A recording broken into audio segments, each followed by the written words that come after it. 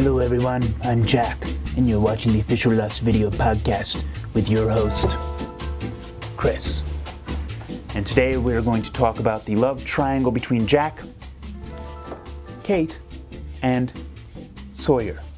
Or more appropriately, the love quadrangle. This is Juliet. There's really no Kubrick for her, so we're using the bear. She is kind of fierce, though. You know, I'm fierce. All of that is in preparation for our episode, Namaste, airing Wednesday, March 18th at 9 p.m. And in honor of that, we're here today with the real Sawyer, actor Josh Holloway, to talk about the evolution of his character, right? Right. Enjoy.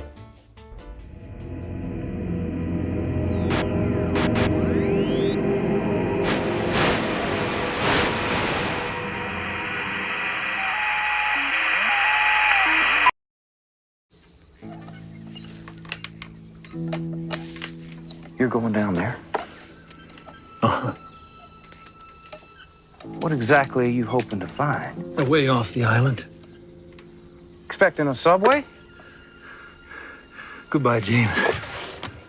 Well, basically, they're on a holding pattern.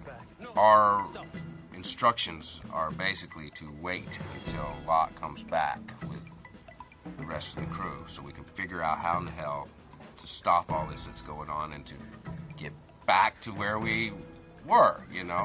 Hold on, wait a minute. We stayed? We're not traveling through time anymore? You saying it's over? So they became a part of it. They became a part of the Dharma Initiative in order to blend in and actually survive during that waiting period.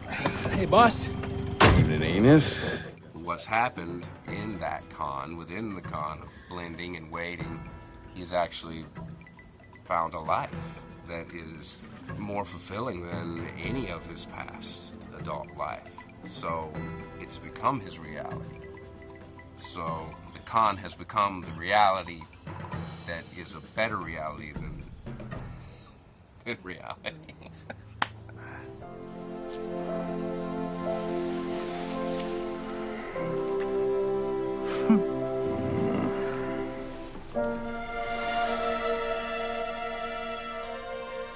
I love you. I love you too.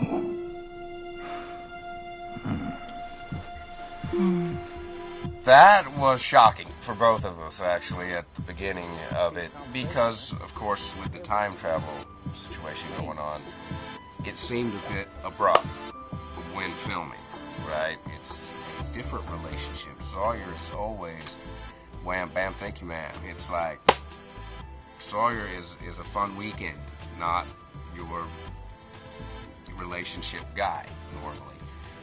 So it's interesting to be in this role, hooking up with Juliet of all people. I mean, we didn't start the best relationship. I think our beginning was she shot me with a taser. It was the first time I met her. And then I was busting rocks, and then I was almost killed by her people. So we have a rocky history. Your character once said a tiger can't change his stripes, yet here he is in a relationship. Has he changed his stripes? Yes and no. I feel like what happened at the finale of season 4, when he jumped out of the helicopter, I call that his clean slate. Sawyer! He had gone through a lot of transition on the island with those people, had fallen in love, had experienced that, and had learned to sacrifice for other people, for people he cared about, and that's all new, was all new to him. So I feel like when he jumped out of the helicopter, that was his ultimate sacrifice to love.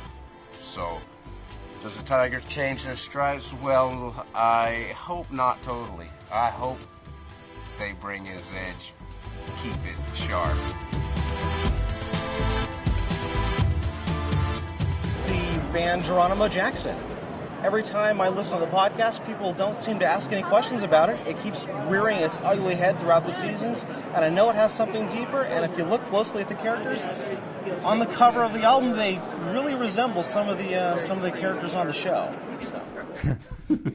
Interesting. That's very interesting, very observant. Well, Geronimo Jackson actually is one of those things that people think that we created and dropped into the show, like the Dharma Initiative. But Geronimo Jackson is an actual band that we have now, very obscure band that basically came out of San Francisco and sort of was in the whole sort of Haight-Ashbury scene. But they released one album and recorded half of a second album, but we have used them in the show, and now everybody is into Geronimo Jackson. They're a very, very obscure band, but somehow because of our use in the show, people have been more interested, and then some people who surfaced who knew more about Geronimo Jackson, and lo and behold, they may actually kind of finally get the fame that eluded them when they were actually attempting to perform.